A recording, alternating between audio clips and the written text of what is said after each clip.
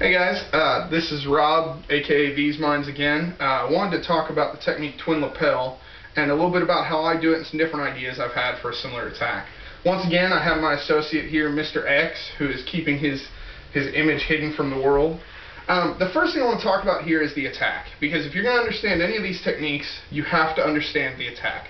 So when he gives me this attack for twin lapel, what's important to remember is, why is a guy doing this? Okay, he's not holding me like this because he wants to hold me out at arm's length and explain to me the error of my ways. His arms are energized, his shoulders, his chest is energized. There's a reason he's doing this, and basically, it's for one of three reasons, right? He grabs me like this, he's got one of three things in mind. He's going to brace me into a solid object, whether it's a wall or a telephone pole. He's going to use this to set up a throw or some kind of control maneuver where he's moving my body around, or he's going to hold me out at arm's length for a strike. Okay? So either I'm going back, I'm going to the side, or I'm going to hold out and come in with a punch. So when he does that to me, the first thing I need to do, since I understand why he's grabbing me like this, is I need to establish a base so he can't move me around as easily, and I got to get my hands up in case that strike's coming in. So he comes in with this attack. He grabs me up here, and he's bracing me up. Now you notice, he did this energized. You can see, his arms are fully energized. He's moving my body around. What did I do? My stance widened out so that I can establish a base. At the same time, I'm going to bring this hand up in case that punch is coming in. So he releases with one of these to come in with a punch. I've got a hand up. I'm starting to protect my face, talking about that flinch response when somebody comes in and braces you like that. So he braces me up, and I'm here. Okay, my hand is up. I'm controlling, but if I have to let go, I can't. I'm controlling both arms. If we go with the reverse angle, you can see I have more control over this arm, less control over this arm, but I'm still checking it down. So this is going to have trouble coming up unless he disengages that arm completely. If he does disengage that arm completely, now I've got one arm, I can work my angle of cancellation to get that other arm out of the way. And by putting him here, I've also eliminated his legs as a weapon because I've moved his weight over him. So he's up, he gives me this attack, he braces me up, I got to establish that base and get my hand up. Now at this point in the technique, as I was taught it, it's come up, strike to the elbows with this upward lifting forearm strike, back knuckle the body as I step up the circle. So it's strike, back knuckle. Okay, then I'm going to come around, inward breaking hammer fist, check the arms down, palm, hand sword to the throat. Okay, so he grabs me like that, and it's just like that. Okay, from the reverse angle. You guys are familiar with this technique. I'm coming in like that. Now obviously I'm hitting him in the body instead of the face. You know what the correct target is on this technique. It's for demonstration purposes. So I've been playing with that, but I've got some issues with it.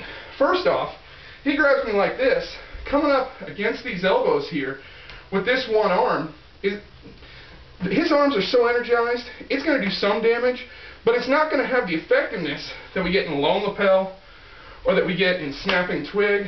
Why? Because these techniques, I'm going one arm against one arm. Twin, I'm going one arm against two arms, and he's fully energized with his whole body. So this isn't going to be as effective as the same maneuver in those other techniques. Then my second issue is if I step off angle like this, let's go to reverse angle so I can see this a little bit better. I step off angle here. If he's fully engaged on me, I'm going to have trouble moving my body sideways and destabilizing his base at the same time. Even with this strike coming up and the back knuckle, it's going to be difficult if a guy really has an energized grip on you. You can't necessarily turn your body like that. You know, he's holding you. Go ahead and give it a shot. He's holding you. You know, this is a dynamic situation here. This isn't a friendly handshake where he has maneuverability. This is a guy who seriously wants to hurt you, okay? So having that option isn't there, even if my strikes are successful. I'm destabilizing my own base by stepping backwards around the circle like that. So he's here, and something I've been playing with, a little bit different. He grabs me, and instead of doing this and hitting with two arms, I'm going to come back and go back to my snapping twig maneuver, strike one arm, still maintain the control. From here, I'm going to go directly into the body with a middle knuckle fist strike. Boom. Now you notice that loosened him up a little bit. This is not a knockout strike, but it hurts. Driving that middle knuckle into the body is a painful technique. I don't like to rely on pain, but I'm here, boom. I'm going to create a little bit of space here. I'm going to take some of his wind and hurt him a little bit. Then I'm going to come up, inward, palm heel to the side of the head, push off this shoulder. Now I've created some space. Now essentially what I've done is the same circle 2 times. Right there. So he grabs me and it's boom, boom, boom, boom. Right? He grabs me again. Boom, boom, boom, boom. Now you see I'm creating space here. Okay? Now, he grabs me again. As I anchor this, and I come strike, strike, I slow it down a little bit, and as I come up, now this is checking this arm, so this hand can come off and control the other arm. Strike, strike. Now I still have this arm. I'm going to come back, tweak this elbow, and move it out of the way. Grab his shirt. I talked about grabs in another video. Palm, grab his shoulder. Knee to the leg, and then I'm going to use this to drive him into the ground. Okay? Now, I'll be fair and say right off the bat, this is a little bit more contact manipulation. I'm a bigger guy. I can get away with some of this stuff. Not everybody could, but it's an idea that I'm playing with, and you can play with it too. He comes with the grab. I do my same circle twice.